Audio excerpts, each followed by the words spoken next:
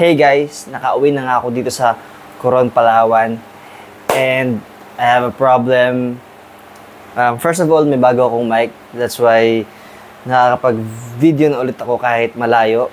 And this is a wireless mic by Boya. And yun nga, nakauwi na ako dito sa Coron, Palawan. And mag-upload sana ako ng vlog ko pauwi from Skagen, Denmark, going back here in the Philippines. And also going here to Coron, Palawan from Manila.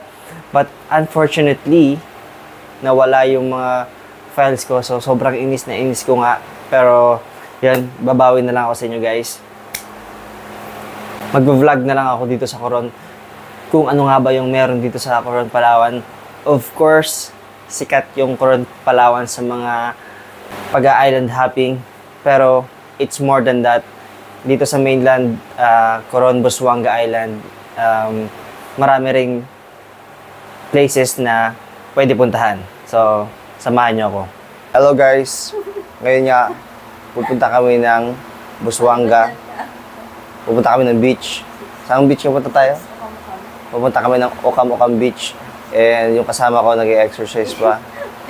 But, wala tayong magawa. Sobrang pasaway kasi. Hindi mapigilan.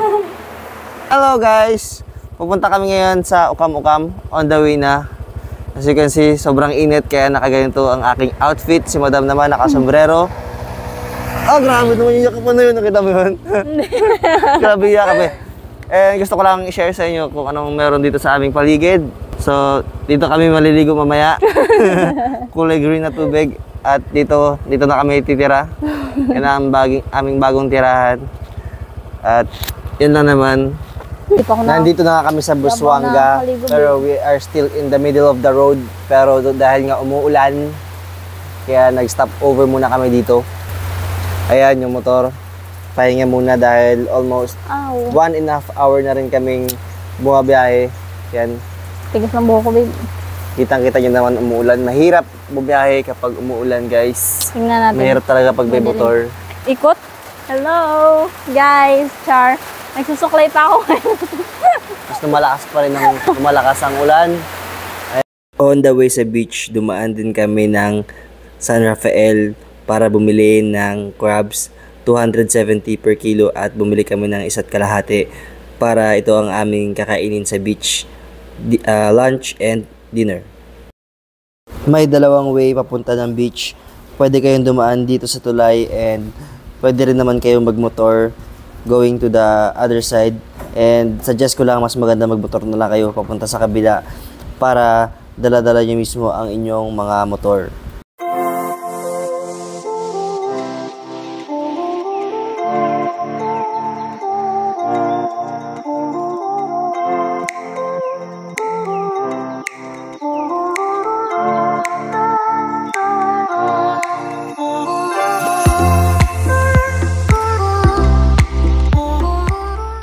Nandito na nga kami sa Okam Beach. Nakakuha na rin kami ng aming, ang tawag dito? Cottage. So ito ang aming cottage. Yan. 600 pesos. Up and down. Made of bamboo. Made of light materials. At ito naman si Madam nag-iihaw. Hello. Sa video lang siya masipag. Yan. Meron kaming inihaw. Meron kaming crabs. At ito ang ilalim ng aming cottage. Yan, naka-ready na. May kanin na kami dito and stuff. Yan. And mamaya pa kami gagala-gala dito sa beach. I can't flip it, yeah. Hindi pa pwede, hindi pa luto yan, babe. Oh, I'm sorry. Oo. Ay, tatakpan na natin yung crabs para maluto na agad.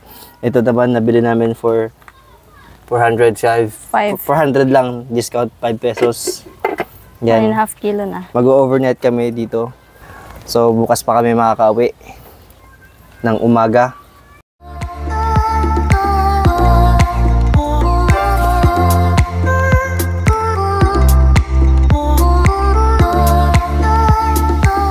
Kumukulo na ang aming crabs.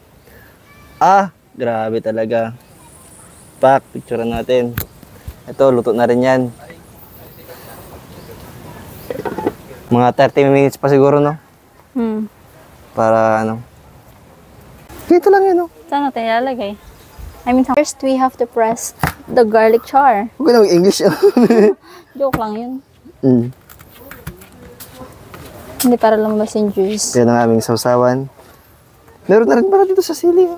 Oo nga pala, ba't mo pa ako pinapapress?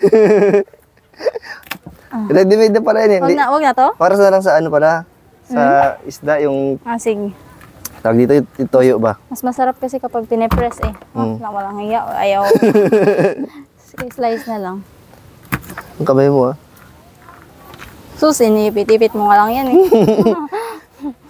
Tapos ano mo ngayon? Siyempre. Para mabango tayo. Pinipit. Hindi wala akong ano. Wala kang? Yung buhok ko ano lang. Wala ka tali? Wala. Hindi ko mahanap tali ko eh. Talihan na natin ng ano. Yung sa crabs ba? Yung tip niya. Lagyan ko na agad nito. Para mababa. Alam ko na. So, dito ang toyo. Tsaka kalamansi. Dito ang suka. Suka. 4. Lagyan din lang. Itadakimasu. Sige. Sige natin ganito konti. Okay na yan. Father, For sounds thank you Lord for this food. Amen.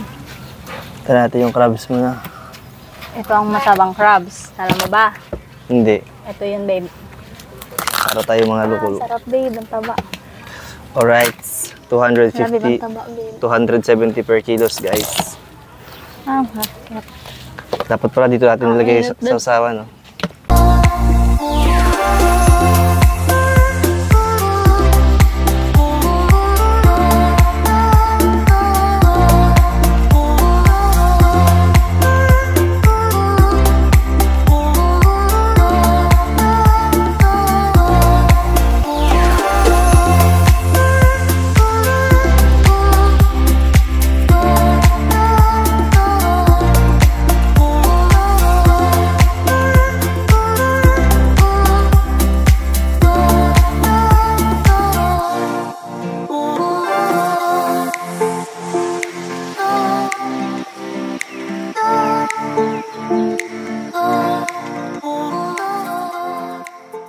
Aakyat tayo sa taas ngayon sa aming cabin.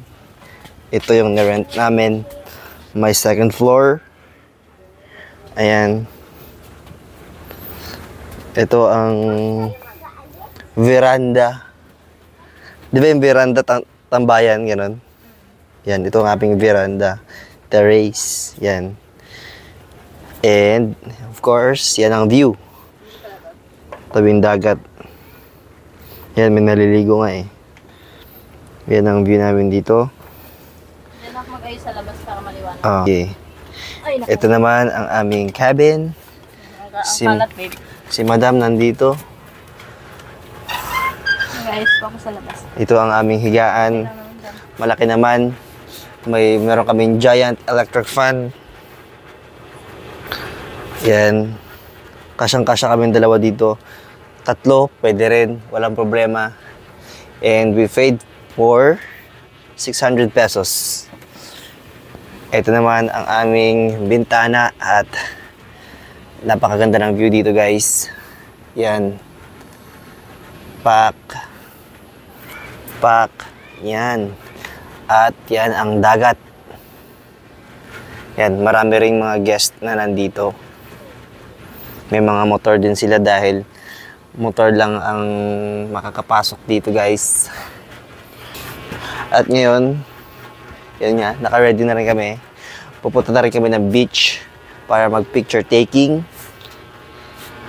At dito na rin kami mag-sleep over. Maghanap kami ng beer kung may mabibiling beer. Yan, angas mo ng hikaw ko, guys.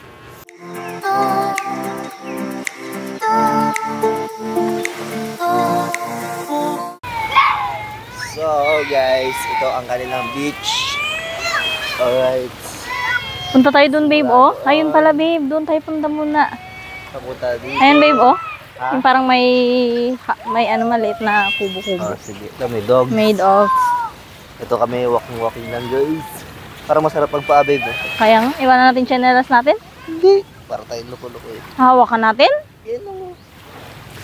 Oh, tara, paa ka din. Oh, tingnan mo ako paano. Doon, oh. Saan? Doon, tasog. Ah, sige. Eto, guys. Napakaraming mga boats. Yan. Papunta ng Black Island.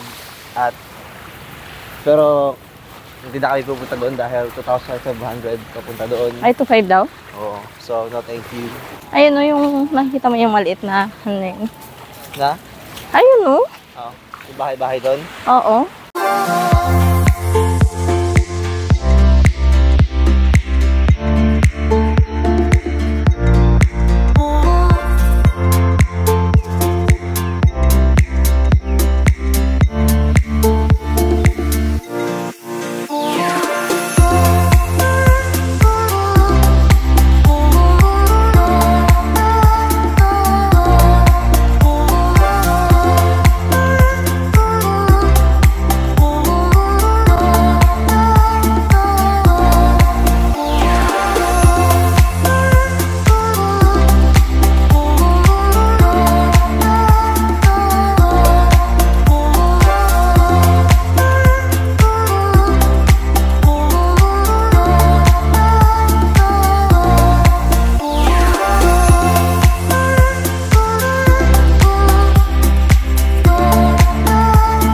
Private ATM.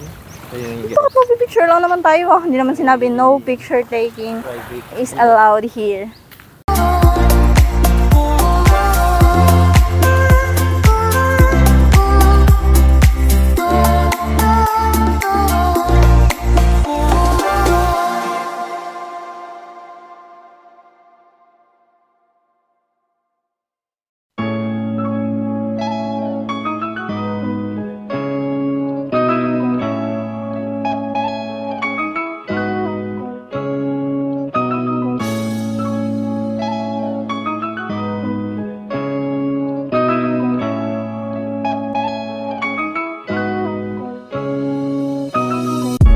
Ko na, babe. Bibideo mo ako una nakadress, tapos tatakpan ko ng kamay ko, tapos magubad ako ng damit. Tapos ganun ulit. Oh, okay. Tapos, kumbaga parang nagkaroon ng transition ba? Oh, sige. Mamaya, after nyan. Okay. Akong gago. Talaga.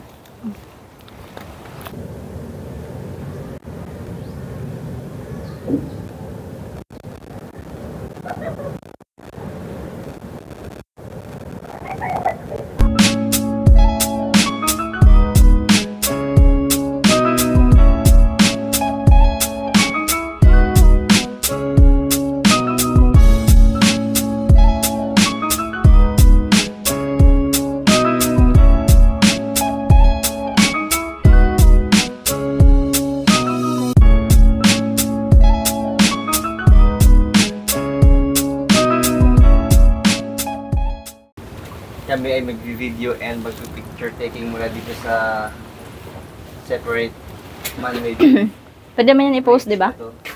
Ha? Pwedeng i-post. Halimbawa, magaganon ako, harangan ko lang ng kamay ko, tapos Pwede naman i-post. ikat eh. Tapos idudugtong lang. Oh, pwede naman ikat. Para...